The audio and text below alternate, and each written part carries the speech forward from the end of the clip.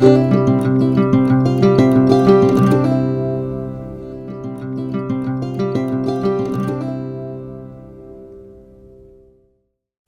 stick around and find out how to make this very easy and so cute 12-inch by 20-inch pillow cover.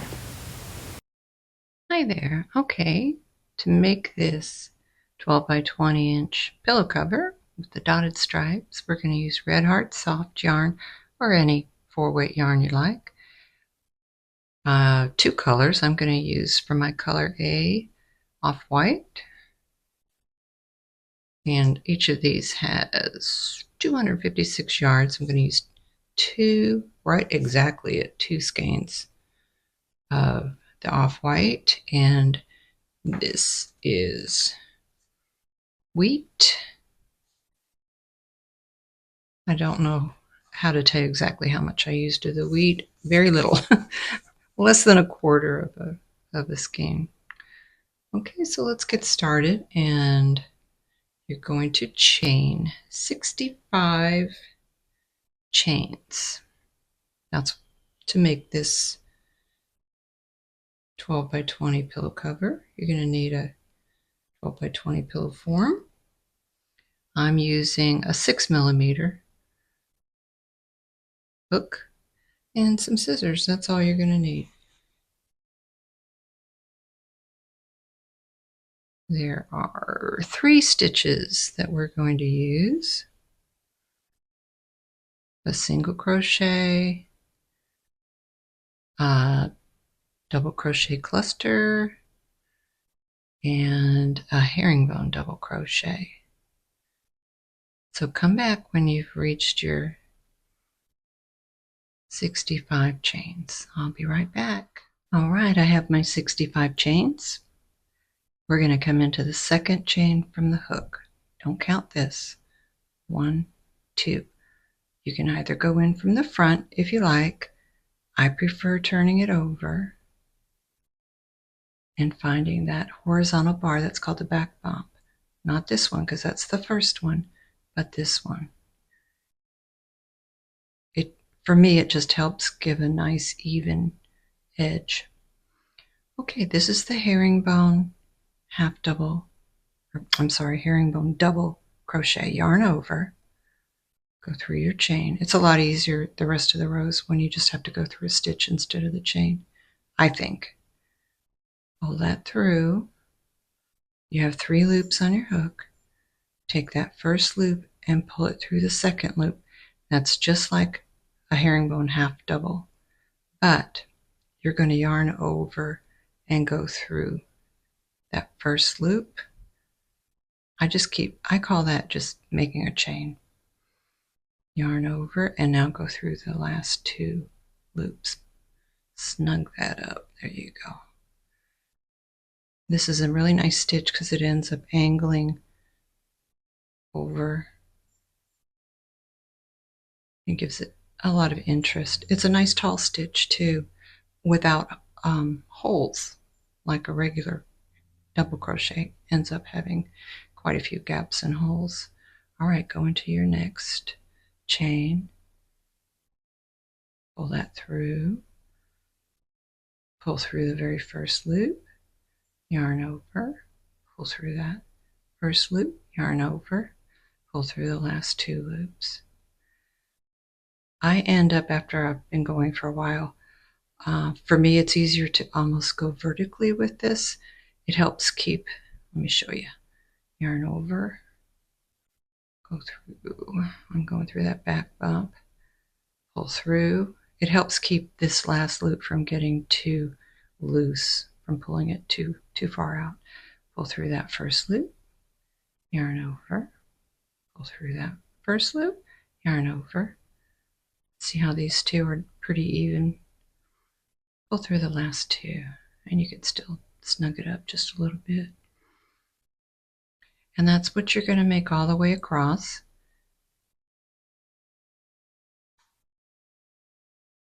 Herringbone, double crochet. Okay. The other thing to make sure. Sometimes I'm like, oh, how many did I do? Did I make that chain? I count.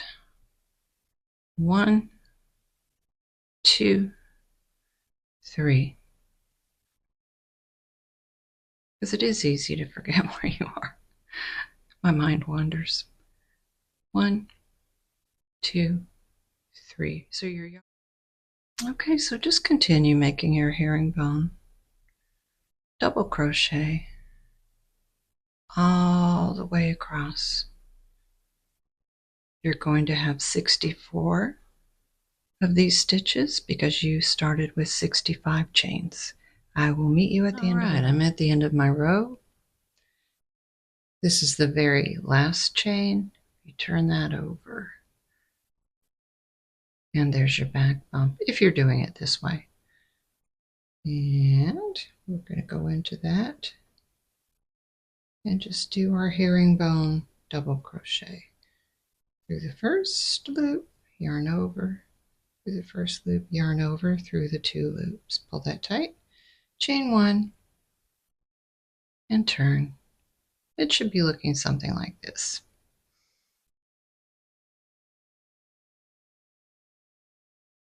Hang on. Boop. Made myself a knot. But it came out. All right. Now, this is your first stitch, and you want to go into that one.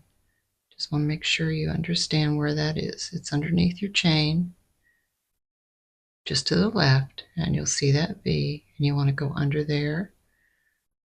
And the whole row again is going to be the herringbone double crochet. So yarn over, go into that stitch. It's easier than going into the chain, I think.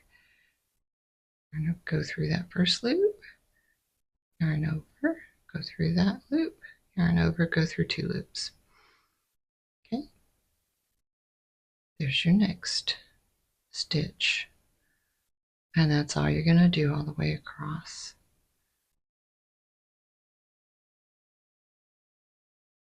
And again, you'll have 64 stitches when you finish. Go right into there. Pull through that first loop, yarn over, pull through that first loop, yarn over, and pull through the last 2. Now, see how pretty that is? It goes boop, boop. It's a really nice stitch. I use the herringbone half double crochet a lot. I love that stitch. This is actually the first time I've used the herringbone double crochet stitch, and I like it a lot as well. It's a little bit taller just because you get that little extra chain in there.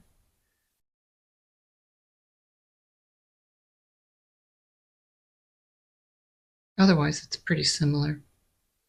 Pretty? Oh, sorry about the close-up of my thumbs. So continue on. You're going to do 4 rows total. So 1, this is my second row. You're going to do 2 more rows after that. You're going to have 4 rows of your herringbone double crochet. At the end of each row, you're going to chain 1 and turn. And I will meet you when I'm at the end of my 4th row. Okay, I'm just finishing up my 4th row.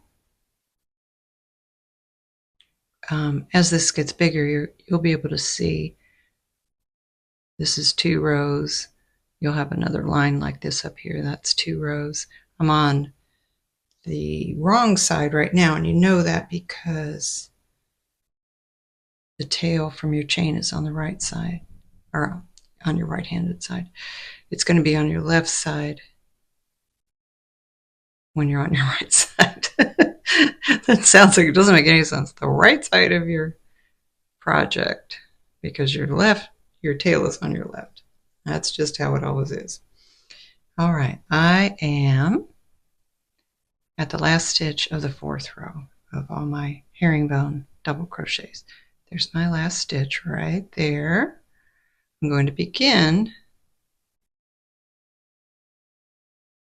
just as normal. Pull through, yarn over, pull through. Now I'm in my last two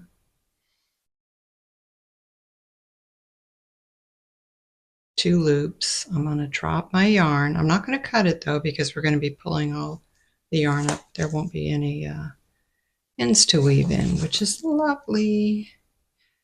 Find your color B, whatever color that may be. Mine is wheat. It's kind of a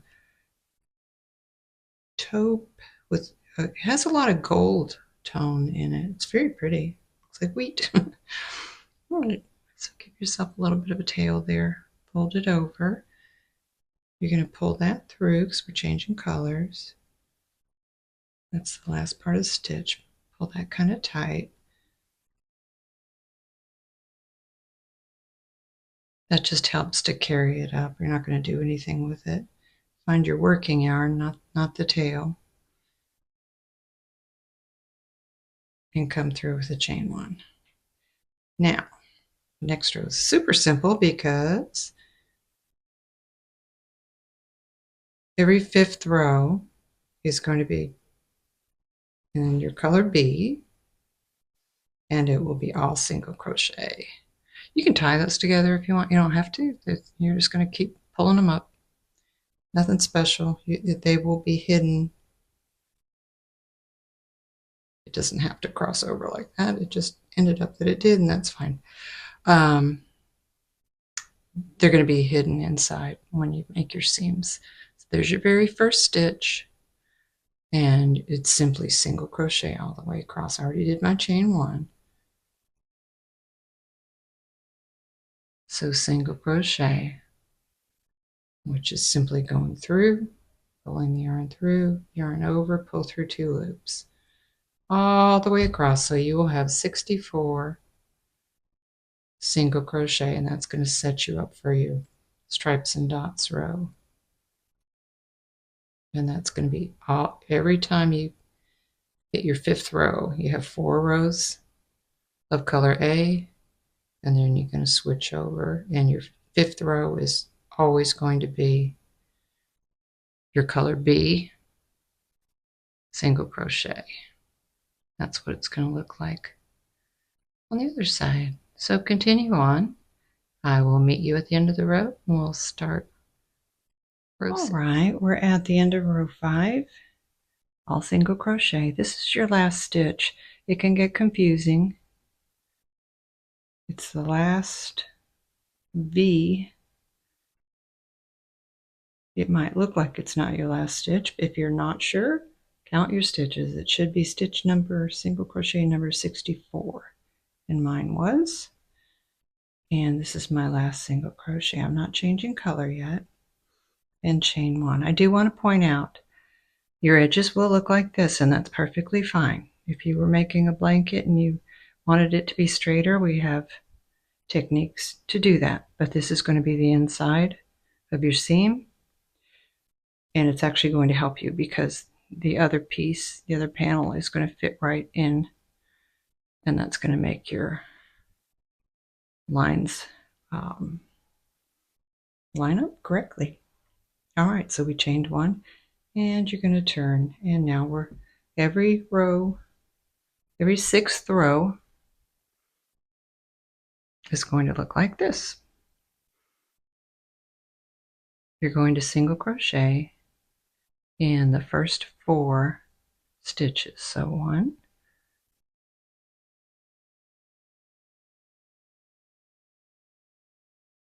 2, I'm sorry, I'm losing my light. I'm trying to keep it in the light here for you. 3 and 4. Now every 5th stitch is going to be a cluster stitch. So yarn over, go into that stitch, pull through, yarn over, you have 3 loops there, pull through just the first 2, yarn over, let's go in that very same stitch, pull through, yarn over, pull through first 2, yarn over, go through that stitch, same stitch, yarn over,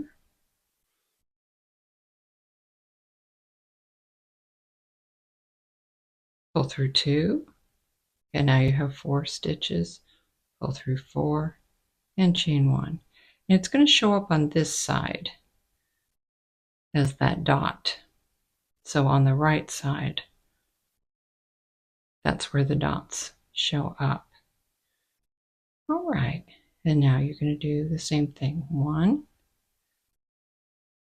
2, 3,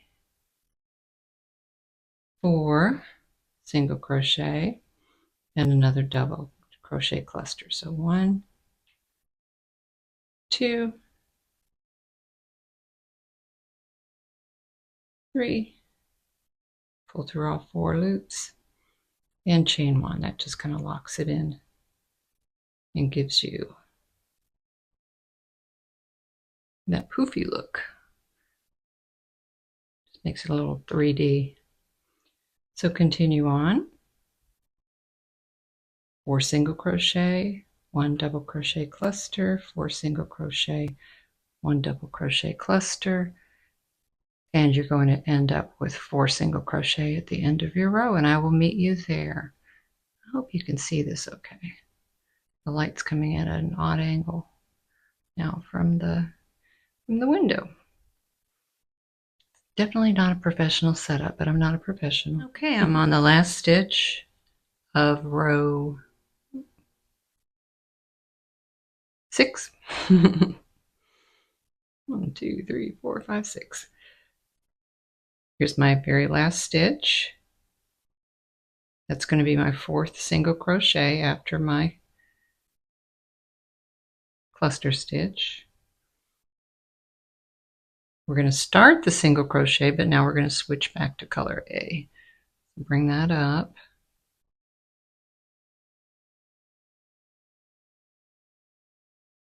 If I forget to tell you, as we're moving on, you'll want to keep bringing this up every row or every 2 rows. If you forget, you can just pull it through one of the end stitches and it'll be fine. Like I said, it's not even going to show.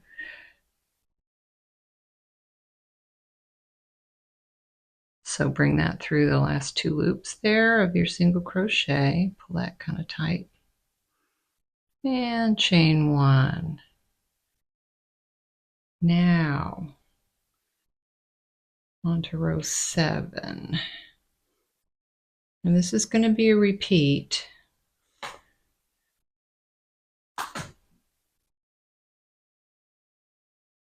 This is just going to be all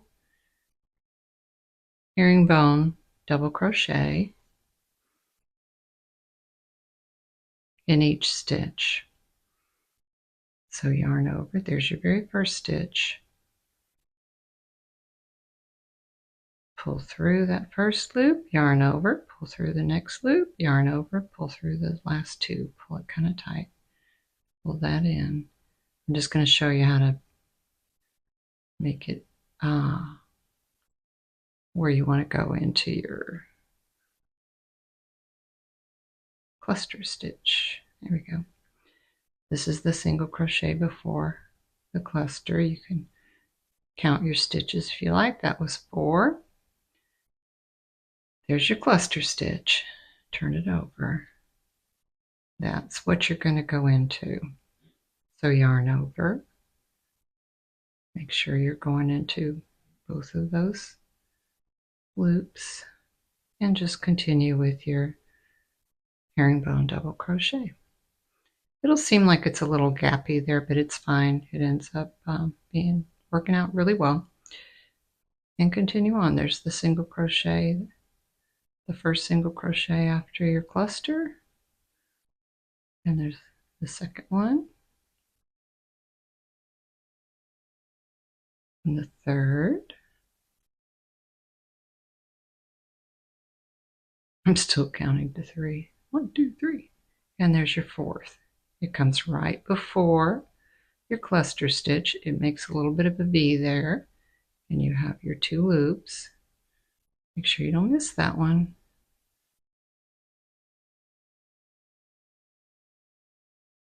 There's your cluster stitch. That's the part that you're going to go into. Yarn over. There you go. Pull through that first loop, yarn over, pull through, and pull through your last two. And see how that makes the cluster stitch pop out? And that's your dot. Stripe and dot. Stripes and dots. See, you can see in this slide how that has a good bit of gold in it. It's really pretty. A nice neutral palette. So continue on. When you get to the end of your row, you'll chain one. We're considering that the first of your herringbone double crochet rows. You're going to have 4 in between every stripe and dot rows. So you'll have 4 more. 1, 2, 3, 4 rows of herringbone double crochet. And then we're going to switch colors again. If you forget how to do it, go back to the part of the video where we have row 5 and row 6. So it's a 7-row repeat. 1, 2, 3, 4, 5, 6, 7. And then you just continue on, and I will meet you when we're at the top. We're going to end with 4 rows of color A, and that will be 34 rows total. And then we're going to start decreasing on each edge. I was able to decrease 7 more rows until I ran out of yarn for the first skein. I really only wanted to use 1 skein of this for the front and 1 for the back, and that worked out really, really well. The back panel is going to be all herringbone double crochet, chain 65, all herringbone double crochet. I apologize, I forgot to make a video of the decrease rows on the front panel so that you can make your little envelope flap. In the last 2 stitches, you're just going to stitch those together. So start your herringbone double crochet just like normal. And then let's see, go ahead and make your chain. I'm trying to remember how I did this. Go into the next stitch, and instead of having 2 stitches to pull through, you'll have 3. And that's just going to pull 2 stitches together, and you'll start seeing an angle. And you're going to do that on the first stitch of each row and the last stitch of each row. So yarn over, start your herringbone double crochet,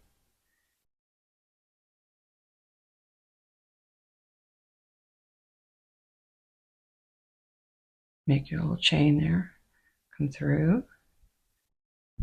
You'll have 3 loops on your hook, and that's the last part of your stitch. And you'll see it angling in. So do that the first stitch of each row and the last stitch of each row. If you want a more pronounced angle, then go ahead and do 2 together in the next 2 stitches as well. I didn't do that. It worked out fine, but it probably would have looked even better if I had more of an angle. I just wanted it to overlap enough that it covered the pillow form. And the reason I want to have that is so that I can remove the pillow form and either wash this or change it out for seasons, or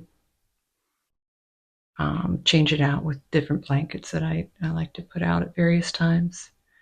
Hope that makes sense to you. I ended up making the back panel only 29 rows for two reasons. One, it allowed me to have enough yarn to seam the two panels together and only use one skein for this whole back panel and seaming together. I didn't have to open another skein. And two, it is plenty deep enough for the pillow form, and it allows that top piece to overlap. It looks really nice. You'll see when we seam them together, but that's my reason. Here is my front panel. After I did 34 rows, I started decreasing. There's a slight angle, like I said, if you wanted to do 2 decreases at the beginning and end of each row, it will end up angling a little bit more like that. And because I only did 29 rows on the back panel, and that was just so that I could conserve the yarn, and it is big enough, so it worked out just fine. It's gonna work. It's gonna go together really nicely. One thing I need to tell you is, and this is going to sound odd, normally you would put the right side of each panel together. We're going to have the right side of this facing us, and you know it's the right side because the tail from your initial chain is over here on the left.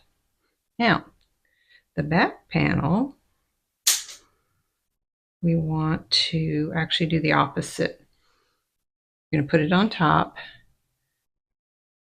and the tail is going to be on the right. It's going to be on the opposite side. And that way, your lines are going to line up properly. These little edges, little raised lines, those are going to line up properly when you're seaming it together. I'm going to use some stitch markers to put mine together, and I'm going to keep checking to make sure that those lines are lining up properly. And I'll meet you back here in just a minute. So this is what I was talking about earlier, where the zigzaggy edges are going to kind of work together, like fitting like a puzzle. And when you do that, your edges, your little lines, these raised lines, match up.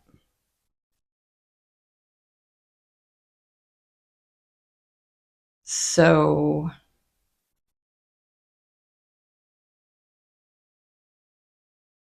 just every now and then make sure as you're going up the line that your lines are matching up, and every few rows maybe put yourself a stitch marker just so you know it's lining up correctly. All right, I'll be right back. Okay, I have the back panel attached to the front panel. I'm actually going to flip this over. You'll be able to see your stripes because this is the row I ended on, and I want to be making single crochets down from here down. All right, I just dropped my hook, so I will be right. I have my sides all lined up. This is how much yarn I have left from that one skein. I have another skein because they came in a pack of three for $12.97 on Amazon. Very good price. Playing what they call yarn chicken. See if I have enough left to finish out this project. If not, it's okay. I can open up another one. I just don't want to. So just find the ends of your rows and it's going to be all single crochets. Every now and then check and make sure that those lines are matching up. Sorry for the extreme close-up and bright light on my hands. I was losing my light. You can go right through the hole. Just find the end of your row.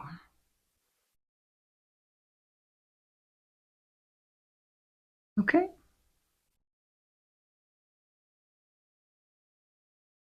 And that's how it meets up. And that's how it looks on the inside. Continue on. When you get to the corner, I would suggest that you chain one at the corner before turning, just to give yourself a little bit of room. It doesn't pucker, doesn't get too tight there. You can just work right over this. Just for a few stitches, you can cut it.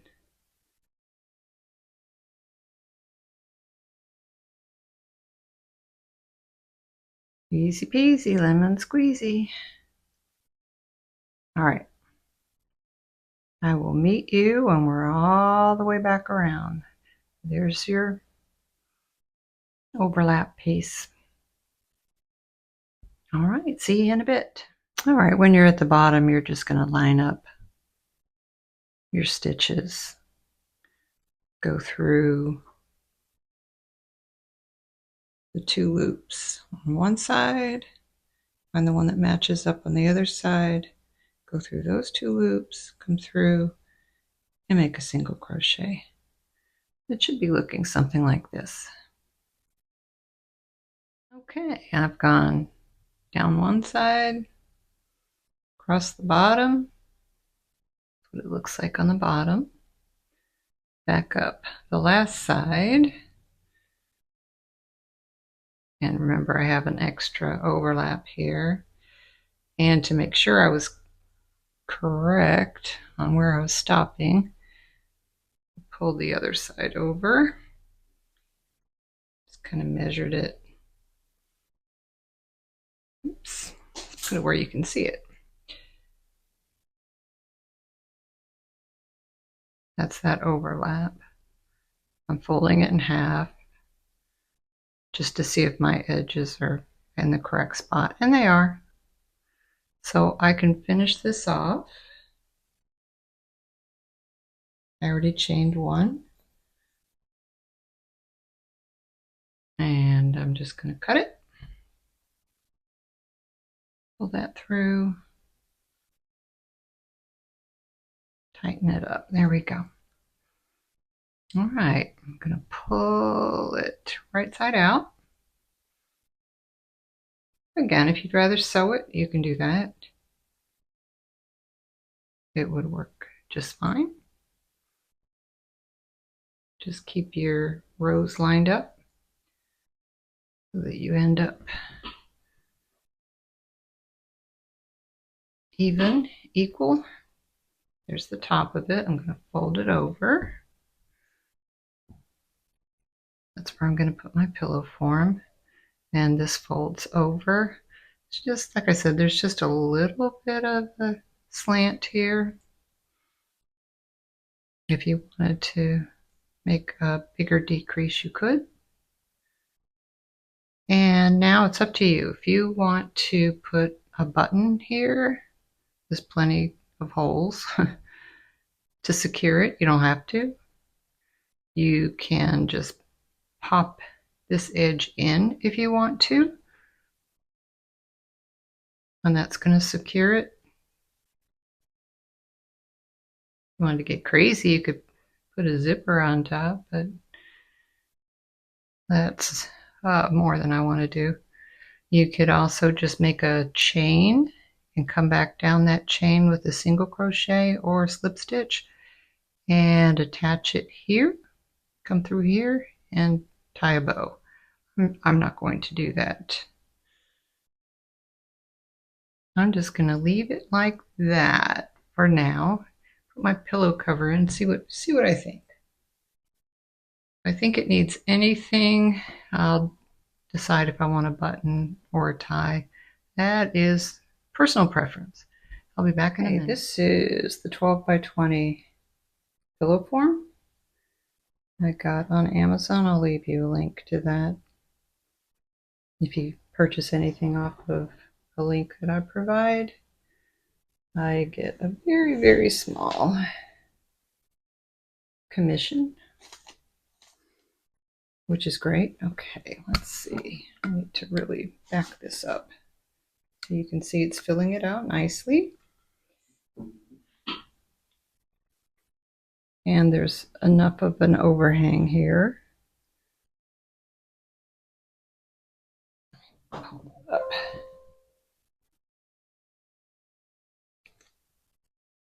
To cover it.